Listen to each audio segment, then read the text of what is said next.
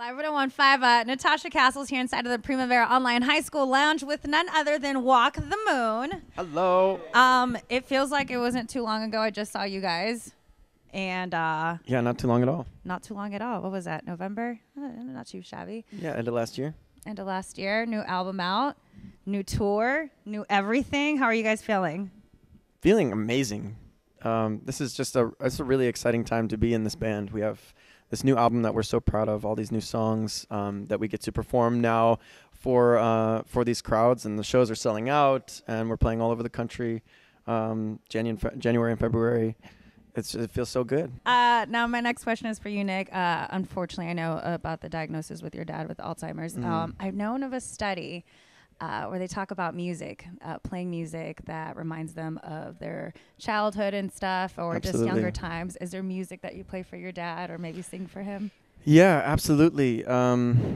Right up until the end, he died about a year ago, and it's actually incredible to see the change. Because they get in a very they can be in a very catatonic state, but when you play music, especially music that he loved when I was growing up or when he was growing up, it just like he comes alive. He would sing along. Aww. Apparently, the nurses would put, when we would play on TV, like on Letterman or something, they'd put us on the TVs and he'd get up and he'd be like, "That's my baby," and it's really incredible the way that music can reprogram your whole being. It's a part of our soul. It's something that can't be touched. I know. I was talking about it with some of the guys, like with that study being out. I'm like, I wonder what music is like if that were ever to happen to us, or just in older age. What's the music that's gonna bring us back? And I don't know. The first thing that came to my head was 2 Chainz, Big Booty. I was like, imagine just being in a nursing home singing. That's awesome. All I want for my birthday is a big booty. All hoe. the old folks just being, just getting down. When I die, bury me. Okay. With the new album, obviously, you guys took the break. What were some things that you used to channel the energy into just writing the music? We had actually been gone for about, 6 months away from each other, and we hadn't just been in a room playing music together in a long time. So we actually got back together in Austin, Texas, and found this little studio, this very tight little dusty studio, squeezed in there for a few weeks, and just played just with the goal of just playing music together again.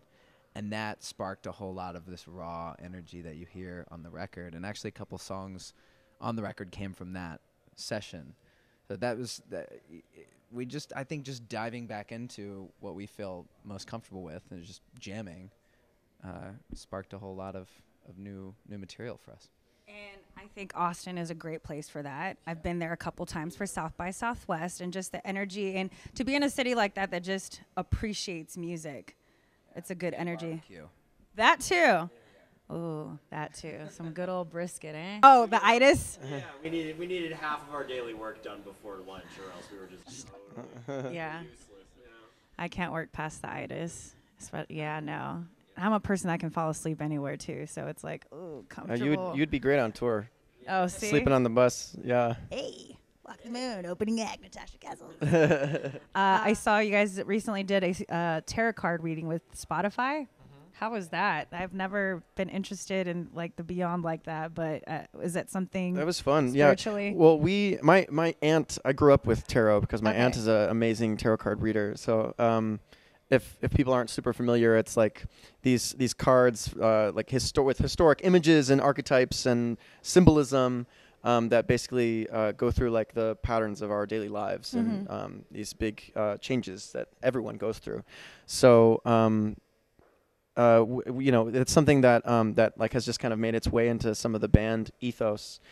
During the record, we'd pull a card every once in a while, like something to think about today is like, the sun is creativity and power, and I saw that because you guys were responding as if you already knew what was going on with it. I was like, oh, never mind. Are they reading her tarot cards? Or are you guys, is there anything that surprises you coming from, I guess, if you guys are pulling these daily or while you're recording the record? Actually, during that session, we pulled a card for the band. We had the intention of pulling a card for the band.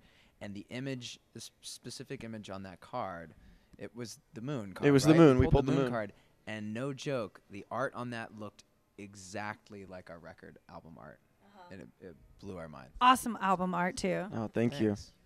That's kind of, is that, well, not creepy, but cryptic, I guess. Like, oh, or like meant, well, like the stars align. Mm-hmm. Yeah, absolutely. Synchronistic. We had this.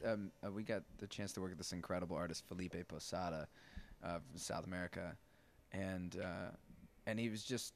Not only is he an incredible surreal artist, but he's just an incredible human being. And he would come out to photo shoots and video shoots, and he was very engaged and involved the entire time. And it was such a dream to work with somebody like that, because we've had experiences in the past where it's you just kind of send out for some art, and somebody makes some art, and you're like, oh, okay, great.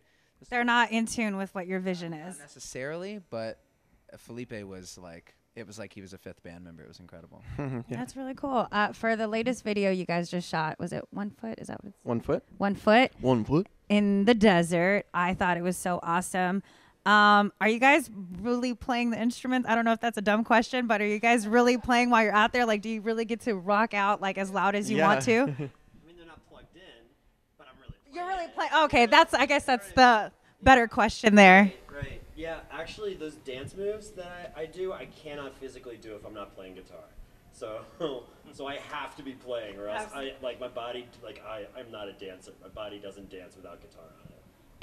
I thought it was a really cool video. I was like, Thank you. I was like, I need to inspire to do something like this. Mirrors in the middle of the desert. It was fun to do a video like that, because in the past we've maybe had storylines or some weird cryptic meaning behind the video. And this, we just wanted to play and be ourselves and perform. We have a pretty deep connection with the desert and Joshua Tree, where we filmed it.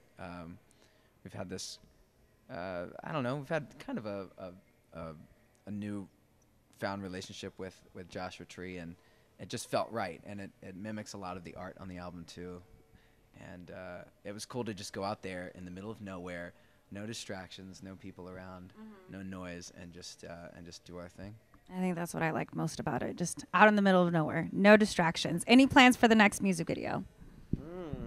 Certainly, but they're all secret. Of course. I figured Secret. I'd ask. Throw it out in the wind. Well, thank you. Helicopters, swinging off of them, some Spider-Man action. Explosions. Why not? Because those are my dreams also. Can I come to you? Thank you so much for sitting down with me today, guys. Walk Thank the moon you. inside of the Primavera Online High School Lounge.